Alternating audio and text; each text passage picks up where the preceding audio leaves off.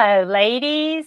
Welcome to our Women and Blended Families live stream. This is our November conversation, and I am so excited to have you join us.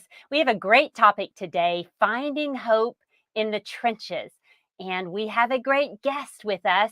We've heard from many of you already about how that topic resonates with you. And so we're going to get started and hear some great information in a minute. But as you're getting on, tell us where you're from. We're always interested to know where our viewers are tuning in from. I'm here in Little Rock, Arkansas, and we are enjoying the fall season with some beautiful trees and cooler temperatures for us right now. So let us know where you're from. Put that up in the comments. And while you're in there, be sure and tag your friends who would benefit from this conversation. Even if they can't watch it now, they can always watch the recorded version. We will continue to post. And so put your friends' names in there, tag them of those who would benefit them. And then when we begin our conversation, you can also feel free to put questions in the comments, and we'll do our best to answer those. So know that you can put questions in the comments at any time. Okay, let's get started. Finding hope in the trenches is a topic that most of us in a step family have experienced or we will experience. And our guest today is Michele Cushatt. She has had experience in the trenches of life herself. Michele is a beloved author and Bible teacher and has walked through immeasurable suffering. She is a 3-time head and neck cancer survivor. She's a parent of children from hard places, and she describes herself as a reluctant expert on trauma and pain and the deep human need for connection and enduring faith. Michele and her husband, Troy, have been married almost 23 years and share a family of 6 children, including biological children, stepchildren, and foster adopt children. Welcome, Michele. We are so thankful to have you Mm, join us. It is so sweet for me to be here with you, Gayla. We've been friends, connections for a number of years now. So for us to be in the same space, just the two of us, and a bunch of people listening into our That's right. conversation, it's wonderful. So thanks for That's having me. That's right. It's fun. And I'm seeing ladies have joined us from Florida, from Oregon, Oh, Nebraska, Kentucky, Houston, San Antonio. Those are just a few that I'm seeing already. So I'm excited to see those that have come in. Now, before we dive into our topic, Michele, I have a very important question for you. uh-oh, Next, here we go. next week is Thanksgiving. So Yes. I need to know, what is your favorite side dish on your Oh, Thanksgiving menu? Think oh, about your table. You got a favorite hmm. side dish? Okay, favorite side dish. I mean, Thanksgiving is my favorite holiday of the whole entire year, and Oh, it's the one holiday I go all out for. So we always host. I'm the cook, and I cook usually enough for about 20 plus people. Of course, 8 of wow. those are just my husband and I are kids, but then they have significant others. We have a daughter-in-law now too. So I cook everything. So if I had to pick one that's my favorite, um, I would say I do a sausage stuffing, a cranberry sausage stuffing that I really, really enjoy. So, and it's a little Wow. bit different every year depending on what I happen to have available, and I throw it all in. Well, But and it's fantastic. a cranberry in it. Now that sounds very interesting, kind of different. Oh Yeah, gosh. I just like to have a little bit, like a little bit of fruit in there with the sausage stuffing. It adds kind of an interesting flavor. Yeah. And Yes. Wow. anyway, that's I probably my love favorite. that. Okay, so the ladies that have joined us, I'd love to hear from y'all too. What are your favorite side dishes? I'm still kind of putting my menu together. I have a hominy dish that I like, which is kind of Mm. different, but it's one of those that has sour cream and chilies and cheese and all kinds of stuff in it. So it's a different kind of recipe, but I don't do it every year. Some of my family gets tired of it, and so I've kind of heard some grumblings this year, and I'm like, okay, well, then y'all come up with what else do you want to be on the menu. So I'm curious, the ladies that have joined us, what else is on y'all's menu? Because I might need to hear from it. The first one I see go up is sweet potato casserole. Of course. Yes. Of course. That's a great one.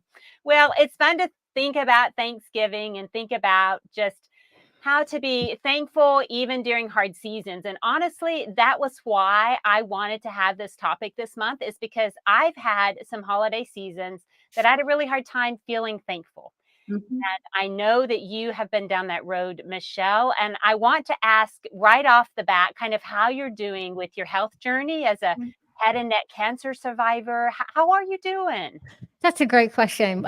Well, right now, practically speaking, I've been cancer free for about, I think, 7 years now, which is the longest I've Wow. gone.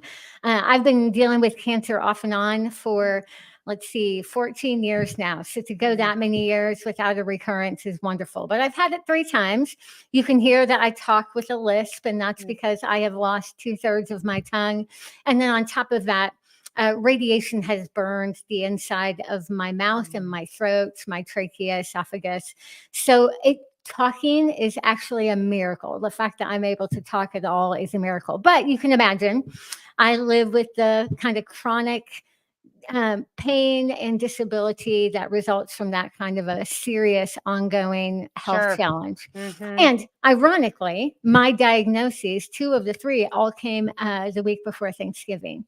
And so Wow. Thanksgiving is, even though it's my favorite holiday, it now comes loaded with all kinds of trauma, to be quite honest, Mhm. of my medical journey and diagnoses all happening during Thanksgiving. But then you add on top of that the fact that we have a very blended family. So Yeah. holidays are a mixed bag. Yes. Yes. House. Yes, and that's what I wanna start with. I wanna hear about your blended family. I know that you walked through a difficult divorce and Mhm. single motherhood, and then you remarried, and I'm wondering if maybe you were surprised by the challenges of blended family life. So tell us about your family. Okay, you got it. Well, I got married very young. My goal from early on, in fact, I started praying for my one day spouse and children when I was probably in grade school, early junior Oh. high, because I was the traditional girl. Like all I wanted was to grow up, get married, have children, and serve God with our family and with our life. And so I was a very planned girl. Like everything, I had everything planned out for my whole entire life by the time I was a teenager. Which is great until life doesn't go according to plan. And so I got married to someone that was in ministry. And so we started off this, and I thought everything was going to be perfect. And unfortunately, about 6 years into that, things fell apart. And without going into detail, because that doesn't really matter, Mm, I ended up a single mom 6 days before Christmas with wow. my son at that time was 1.5 years old. So single mom, 6 days before Christmas. I remember holding my son on my hip and watching my husband drive away for the last time. And Mm. that started my single parenting journey, which how interesting, right during the holidays, right? Exactly, right, gosh. Just so completely heart crushing, right? So all my dreams just kind of disintegrated. Then a couple years later, I met my husband at church. He was a single dad who never dreamed he would be a single parent either. Ugh, He had 2 boys, I had 1 boy. And so we thought, I mean, nothing could be harder than single parenthood. So let's just go ahead and become a giant happy family. And that's going to solve so many problems. right, with 3 boys, all Yes, boys. 3 boys, and they were 4, 7, and 9 when we got married. So it can't be that hard, right? Right, So right. you asked, was I surprised at what blended family was like? I mean, I surprise doesn't quite cover it. I mean, I entered this so naively thinking that yes, my first marriage didn't turn out, but God was going to use this new marriage, new family to redeem all that we had lost. And in my mind, that redemption meant that we were going to recreate a Mm, nuclear family with the 5 of us that was going to be just like a traditional family. And I could right. not have been more mistaken. Yeah. And I think that's dangerous thinking, but it's very common thinking, Michelle, Hmm. that especially when we've had a devastating divorce like that, then for us, it's a new beginning. We're so Hmm. excited about getting started again, and we're going to live happily ever after in this new blended family. And then it just doesn't happen like that. And you usually find out within the first week or 2.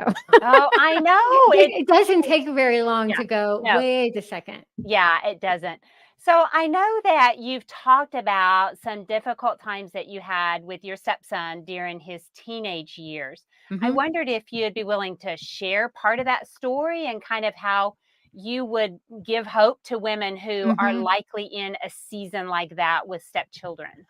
Yes, so I had 2 stepsons and 1 biological son, from my first marriage, Mhm. and we had challenges with all 3 of them, and by the way, I haven't even mentioned the fact that 10 years into this second marriage, we foster adopted 3 more, and we still have teenagers at home. I've had teenagers at home for 30 I've been parenting for 30 years now. We've had teenagers for over 18 years. Bless you. So that's Oh, a whole thing. But even with foster adopting, it's a non-traditional family yeah, unit that it is. comes with Mhm. complications. Like, Yeah. I still hear the words, "You're not my real mom." Oh, Right? So for yeah. those stepmoms out there, and you've heard that before, Yes. I so get it. And Yeah. so during those teenage years, I think is when uh, there's a resurgence of conflict and complication. So Right. Mhm. as teenagers are going through their own kind of trying to figure out who they are, they're trying to assert some independence. They're Right. still kids, but they want to be adults, all of that. Yes. You put that in a complicated family system with biological parents and step parents and parenting schedules and everything else, and it creates a level of tension that 15, 16, 17-year-olds don't have the tools to know what to do with, Right. right? Mhm. And Right. so the easiest, the closest object to attack, the safest person to come after is usually the stepmom, the It step is. parents. Right. Yep. And I was just an easy target. I'm close by. They can't get mad at their biological mom. Mhm. They don't feel they can get mad at their biological dad. So who is going to be the evil monster in the household? That's going to be stepmom. Right.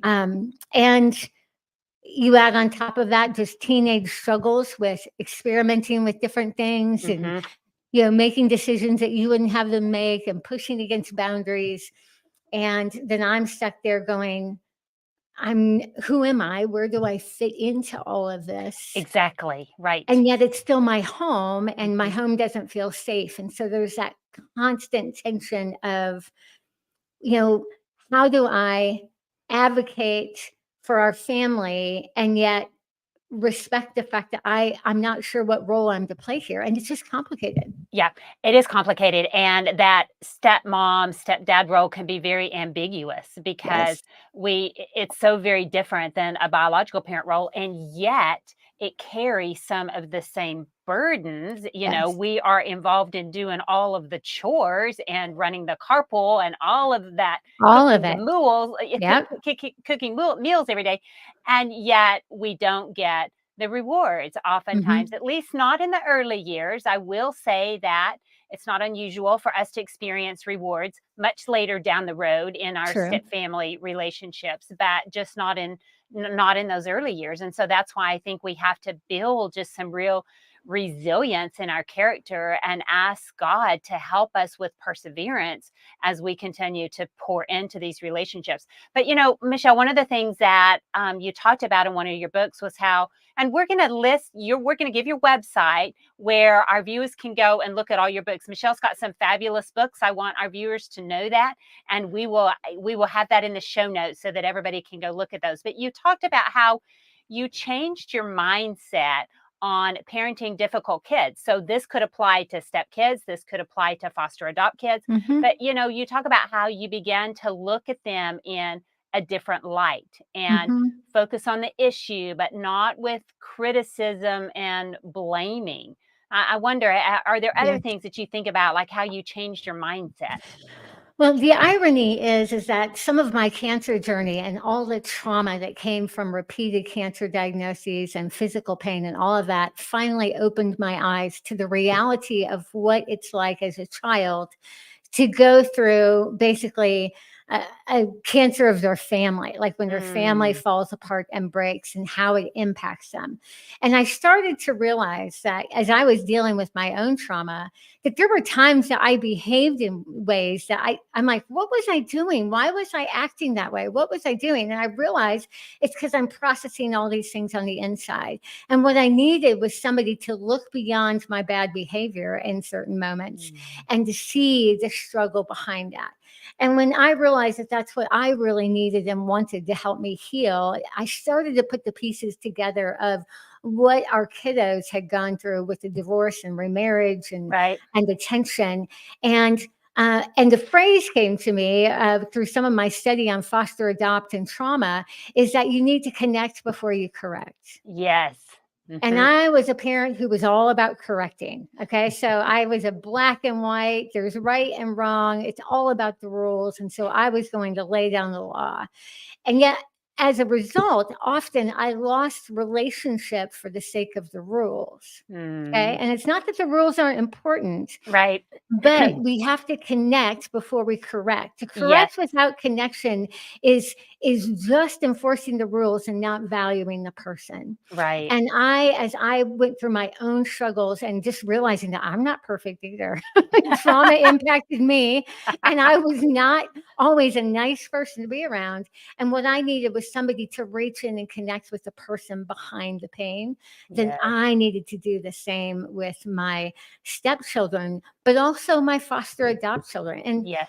ultimately, Gayla, and this is what it really comes down to, it's the gospel in real life. I mean, the entire narrative of the gospel is God saying, I'm going to connect with you, even though you're breaking the rules. You know, that whole verse, while we were yet sinners, Christ died Yes. for us. Right. Okay. Yeah. While we were still behaving badly, while we were off the rails and disrespectful and rebellious and everything else, God sent his son to save us because he loved us. He chose Right. to connect before he corrected. Hmm. And so, if I believe this gospel, if I want the kind of God that chooses to correct me after he's established a relationship with me, and if that's the kind of God I want, then how am I going to actually model that and live that out in my complicated family dynamics as well? Right. Yeah. And a piece of that I have so often thought about is when we need to offer grace to our stepchildren and we may not feel that they deserve grace. And yet I can always go back to, but God gave me grace even when I didn't deserve it and continues to offer me grace Continue. every day. And it's the same concept of what we're saying is Mhm. we may feel like they don't deserve it and yet we still are as believers, and we might have to ask God's help for this at times, but we still want to offer grace, especially with these stepkids and these kids who have been through hard places. And we so often just look at the behavior, but there's so much behind that There behavior is. that we have to consider their feelings and have to have conversation about it. Something else that you talked about was changing an internal negative self commentary. Oh, anybody else have a good committee of shame in their head that Oh no, likes to I've got some committees in my head too. So that's why I think I picked up when I read this. I thought, oh, I want to hear a little more about this. So, it's so funny how our wounds come out. And what I have found is in our family dynamic, because it's not perfect and it's complex, it seems to reveal, like, we can't keep our dirty laundry hidden very well in our Right. family because there's just lots of emotion and things that's always stirring it up. And one thing I realized over time, and this is kind of something that we do when we are trying so hard to recreate a traditional family, like to resurrect a dead dream, Hmm. we become very controlling to try to make that happen. And behind our need for hyper vigilant control, like we try to make our new family look like our original dream of a family, right? Right. We force everybody and we work so hard to make all of that happen. Well, behind all of that is a lot of shame Hmm. and sense of failure. Hmm. Okay. Hmm. And I need to own that my shame was actually driving our family towards something that they couldn't achieve, toward Mm. a perfect standard or a perfect image that wasn't realistic for our reality. And Right. so, I mean, if we really dug back the layers, I realized that I felt like I had failed Hmm. in my first marriage and family, that I had failed my son by the Hmm. time he was 1.5, he had a broken family. I felt like I had failed my stepkids because they were constantly caught in all of this tension. And not to mention that I was just carrying the baggage of a woman that had felt like she hadn't been enough in her first marriage. And I know Mm, there's some women listening right now that that is true. absolutely. Well, that shame, it comes out sideways until we take that to the cross and really allow God to speak his redemption and grace and forgiveness over all of that. And so part of my changing the narrative in my head is, rather than looking at this new family as just a big mistake, a big broken down, messy mistake, to look at this new thing as God's unique ability to redeem the Yes. worst scenarios, Mhm. right? Mhm. It's kinda like, having gone through cancer. So I've gone through cancer, so many times, and my body is covered with scars from all of that. And so you could look at my body with all I have scars all over. Mm, You could look at it and go, "Wow, she is quite the Humpty Dumpty. She's a big hot mess. She's got surgery scars everywhere and burn scars, and all of that. And she's just kind of a broken human. She just is not as great as she was before." Or you can look at this body that God has redeemed and rescued and put back together as evidence of God's incredible redemptive power, right. right? So Yes. I can either look at myself and my family as a very broken down plan B, or I can look at it as evidence of God's miraculous Mhm. redemptive strength and power, and the way that he can bring the most incredible beauty from the worst destruction. Right, and when we see that happen, then we know to give credit to God. We know that Mm. those aren't things that we could do in our own flesh, and so it's a beautiful way for us to see God's word, God's power, God's Holy Spirit, and invested in our lives, and I think Mhm. you described it beautifully. And, something else when you talk about you felt like you had failed, I know that you've said, though, at times you learn to say, "I'm learning, not Yes. failing." I love that, That's such Michelle. in fact, I have a Post-it note right over here that says those 2 words. I still have it. So, I'm a type A perfectionist. Again, like I said, when I was a kid, I had planned my whole life out, like, for the rest of my life. And then God taught me through experience that life doesn't go according to plan. And rather than looking at my life as pass fail, I'm starting to realize that when things don't go according to plan, rather than say I'm failing, to say I'm learning. Mhm.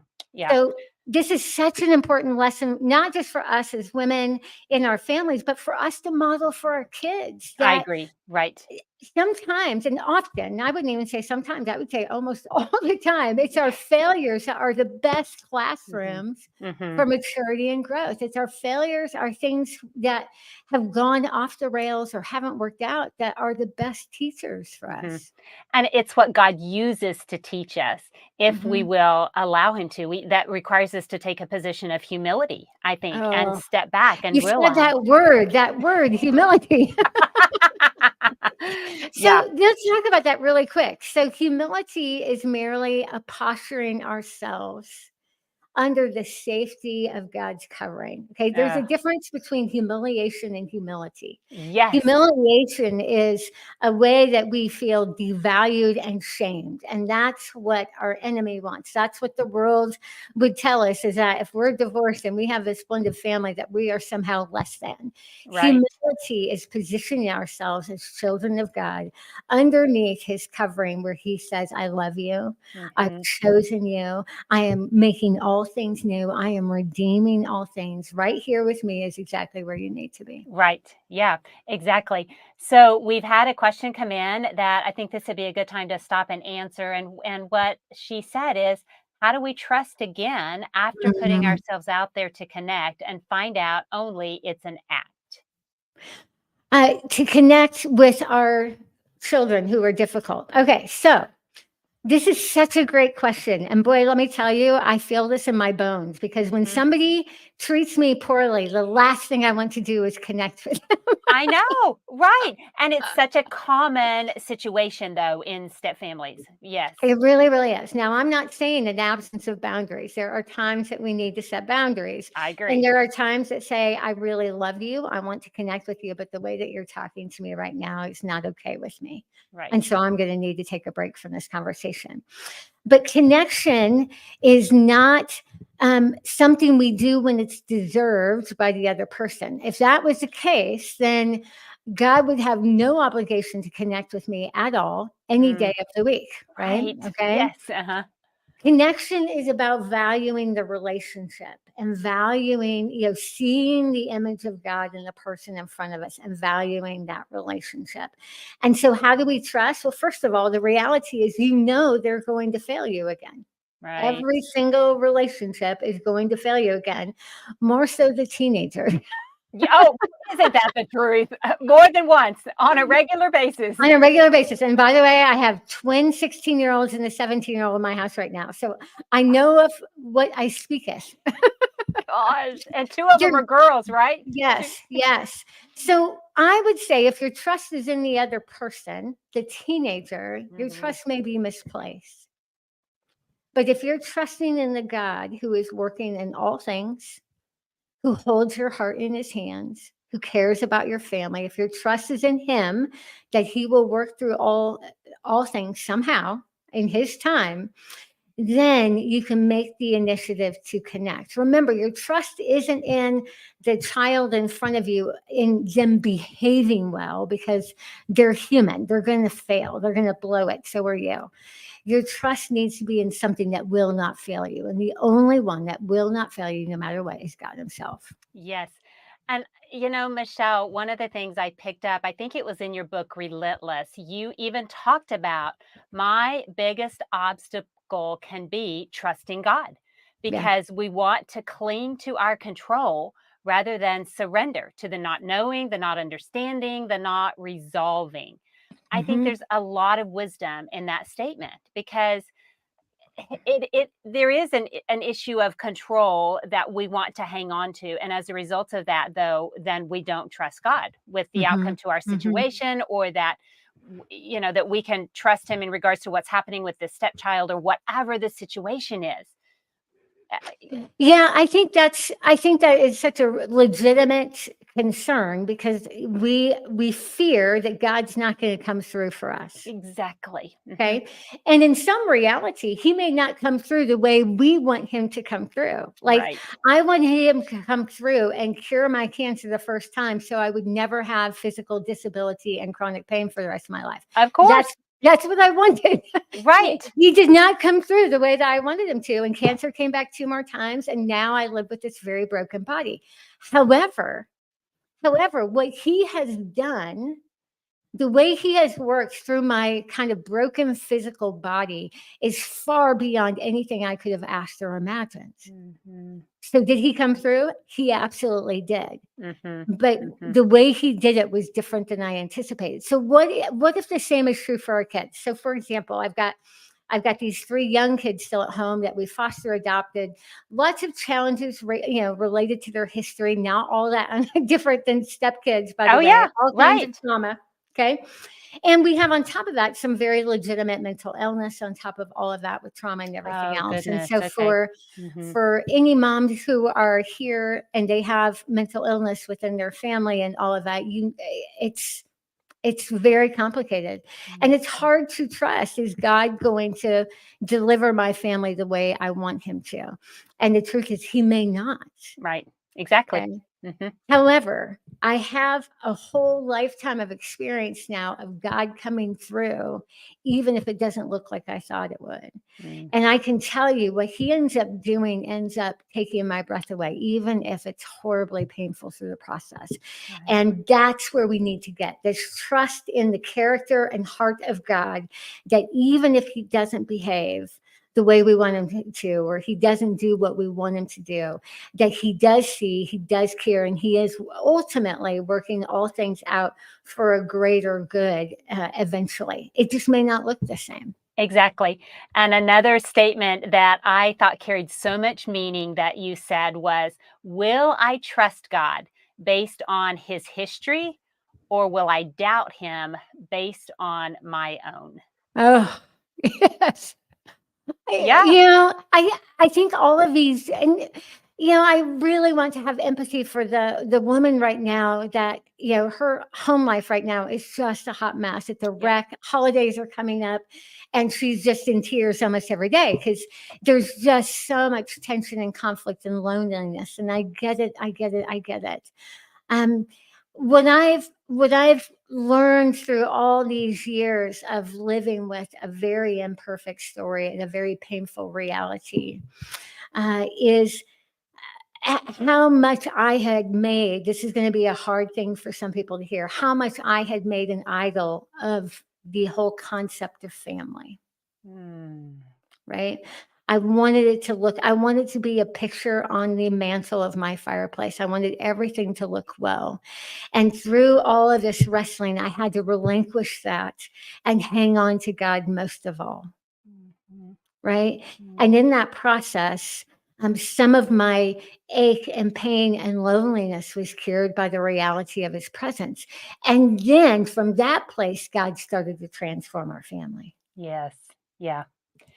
And once we walk through that, and just as you say, once we have this history with God, then we carry it over and over Hmm. again. So then when we have another dark season, which is kind of how life works, then we can go back to the history of how God walked with us Hmm. previously.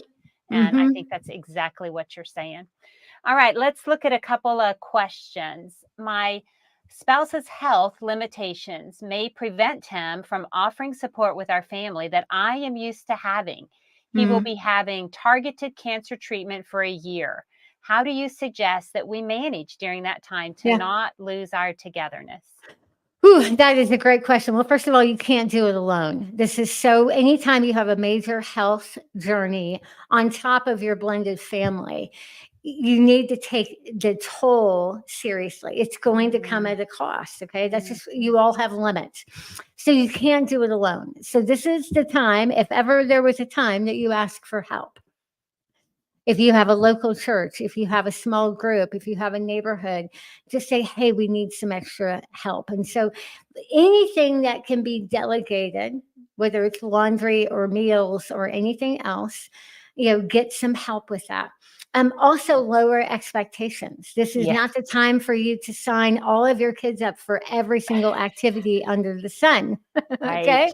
Probably ought to be So taking them out of activities, exactly. honestly. And let's just be practical. Uh-huh. Okay. Yeah. Um, this is be practical. This is for a season. Things have to change.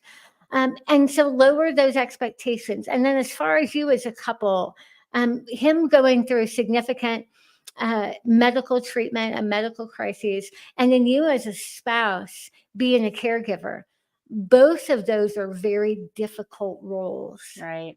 Okay. Mhm. And my husband and I have spent some significant time in our own therapy, really learning how to authentically share with one another and empathize with what it was like for each other. Mm, Um, what's so critical is that you stay connected even as you walk through and talk through hard things. right. And that's kind of a second question. How do we keep our family strong and keep building each other up when he won't feel his best? I think you've answered that a little bit. Some of it is just the awareness of talking to each other and helping understand the feelings of the other person because they're walking a completely different journey, whether they're a caregiver or they're the one going through the health crisis. Yeah, you have to make space for big feelings. Okay. This is Yeah, not the time to be offended by somebody in the family having big feelings. that's good. Big feelings come with big circumstances that we have no agency or control over. And when it Right. comes to medical, it really forces us to reconcile or to reckon with the fact that our lives are not under our control for the most Right. part. I mean, No, we they're can't not. control our mortality. We don't know what's going Mhm. to happen. Mhm. So this is not the time for us to be judge and jury of big feelings. This would Yeah. be the time that we make space for big feelings. The Mhm. feelings are going to come out whether we make space for them or not. But Mhm. as a mom, to be able to say, you know what? I bet this is really scary for you that your dad is sick, or even to her husband. I bet this is really overwhelming for you. I want to hear it. Tell me what this is like for you. No judgment. Just tell me Mhm. what this is like. And so, if I could go back in time, but also to those who are walking through it, make space for big feelings intentionally, and then be very slow to judgment. Again, Yeah. connect before you correct. Connect Mhm. before you correct. Anything like this is going to kind of stir up all those feelings, and they will come out one way or the other. And I think that's applicable no matter what step families are walking through. As we head into the holidays, there Oh, are yes. big feelings. There are especially those early years when you're trying to find your way and you're trying to Hmm. figure out the whole back and forth schedule, and it's a lot. It And is. big feelings show up in adults and in kids alike. Yeah, absolutely. You would ask if you ask any therapist, they will tell you that they get more crisis calls during the holidays, Mhm. November, December, right? Mhm. And then the first of the year. There's so many dreams and expectations loaded into the next 10 weeks It that is. people don't know what to do with. And if you've gone through a divorce and remarriage or medical, whatever, Mhm. it's just a lot. So have a Mm. lot of grace for it. The oth Exactly. the other thing is, lower your expectations on the big days. Yes. Thanksgiving Mhm. Day, Christmas Eve, Christmas Day, just Mhm. and then when you have a sweet family time on December 11th or January 2nd or whatever, savor it and give thanks for it. It doesn't have to be on the big day. Sometimes you just need to get through the big days. Right, and consider just the small things that you can be thankful for. Having a day that you're just home and you're baking cookies together in the kitchen and everybody's getting along and there's a little bit of laughter and man, That's a miracle right there. yes, it is. Cherish it. Cherish that day because kind of get geared up because the next day may be a complete wash in regards to what Mhm, happens. So, yeah. mhm. All right, a couple more questions. How did you handle discipline with the children? Each biological parent talked to their kids, or did you ever do it on your own? That's a great question, and again, with ours, we've got biological stepkids and foster adopt kids, lots of different dynamics Right. here. Sure. And with our foster adopt kids, we have some mom issues. So Mm, often mom, even though I've adopted them, there's some blocks with the fact that I'm the female figure. So all of that. right. Um, well, first of all, I would say we didn't always do it well. Let's just be clear. We made a lot of mistakes. And we Um, all will. oh my goodness. But initially, the biological parent would do discipline with the biological child, and we would Right. respect the boundaries of that. Right. It also depends on parenting schedules. Like my biological son was with us 100% of the time. And so his stepdad, who eventually adopted him, was very much a disciplinary parent for him as well.